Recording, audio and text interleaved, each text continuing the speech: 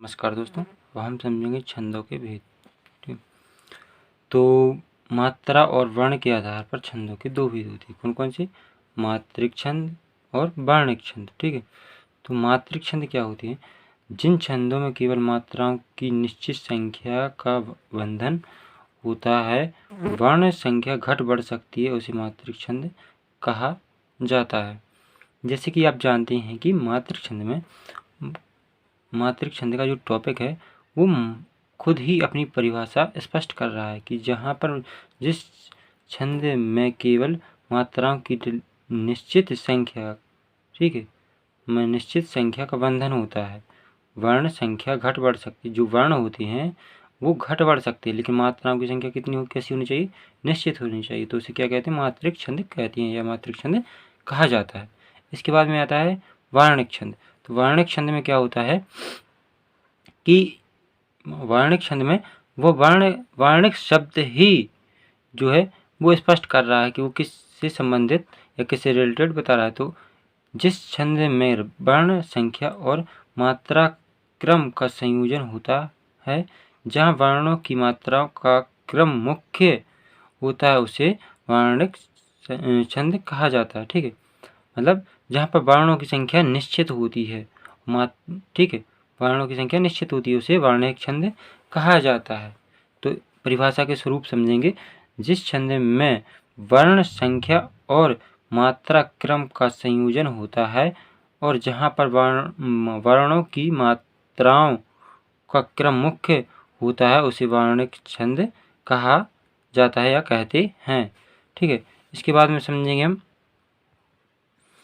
तो इसके अलावे यहाँ पर आप अलावा कर सकते हैं। इसके अलावे बड़े आकार के कुछ छंद ऐसे होते हैं, ठीक है, इसके अलावा बड़े आकार के कुछ छंद ऐसे होते हैं जिनमें मात्राओं का आधार न होकर केवल वर्णों की ही गिनती होती है। ठीक है, इसके अलावा बड़े आकार के कुछ छंद ऐसे होते हैं जिनमें मात्राओं के आधार पर न होकर केवल वर्णों के आधार पर ही गिनती होती है। इसे सम्मात्रिक व्यंजन को एक वर्ण माना जाता है। सम्मात्रिक व्यंजन जैसे कम, काम, खामा, तीनों में दो दो वर्ण गिने जाते हैं। वर्ण का मतलब आप समझ रहे थे, जैसे यहाँ पर का है तो एक वर्ण है, और माँ है तो भी एक वर्ण है। ठीक है, तो क्या हुआ? का और माँ, तो का होगा कम। ये क्या हुआ? दो दो वर्ण गिने जाते हैं। इसके बाद में हम देखेंगे मात्रा संख्या एवं वर्ण क्रम के अनुसार छंदों के भेद। समछंद कितनी प्रकार की होती है? ये होती है 3 प्रकार की: समछंद, अर्ध समछंद और विषम छंद।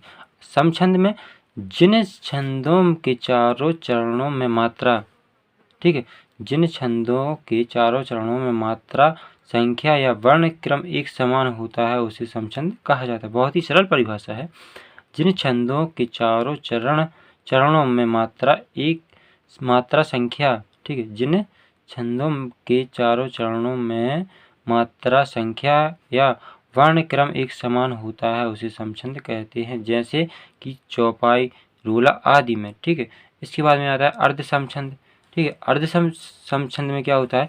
जिन छंदों में पहले और तीसरे चरण, जो पहला होता है वो तीसरे तथा दूसरे और चौथे चरण में, पहले और तीसरे और दूसरे और चौथे चरणों में मात्राओं की संख्या और वर्ण क्रम समान होता है, उसे अर्धसम छंद कहते हैं। मतलब पहले चरण में और तीसरे चरण में, दूसरे और चौथे चरण में, इन चरणों में मात्रा और संख्या का वर्ण क्रम समान होता है, उन्हें अर्धसम